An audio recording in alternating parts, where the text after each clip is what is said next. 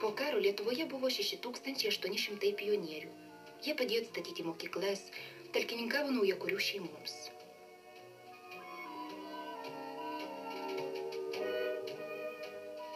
Maskvos pionierių iniciatyva pradėta visasąjunginė operacija Mano gimtasis kraštas, į kurią įsijungė ir Tarybų Lietuvos pionieriai, savo žygį pavadinę partizanų kovų keliais.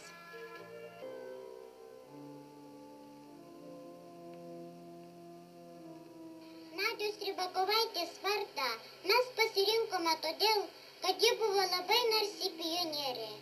Vieną rytą, kai ji pynėsi savo geltonasias kaseles, pamatė ateinančius fašistus.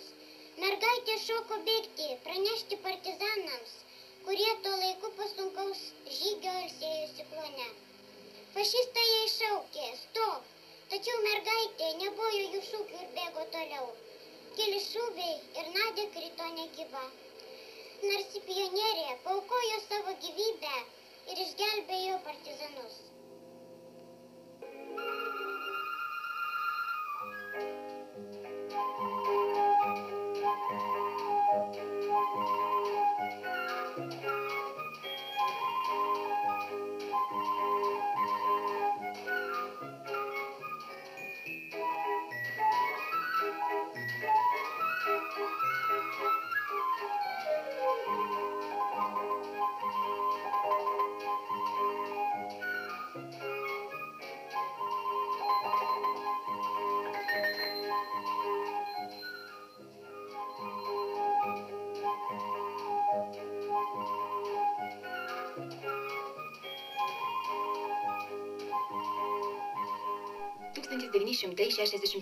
m. birželio 15-ąją iš visos Respublikos susirinko jaunieji leniniečiai sąskrydį pionieriai tėvynei.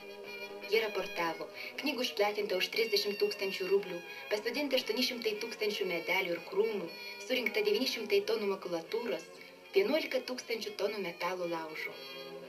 Ta atmintina 1972 m.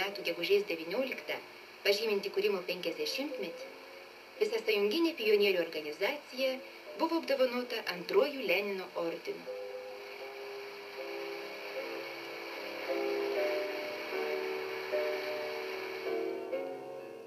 Daugiatūkstantinėje internacionalinėje eisenoje žygiavo ir mūsų Respublikos jaunieji leniniečiai komjaunimo pamaina.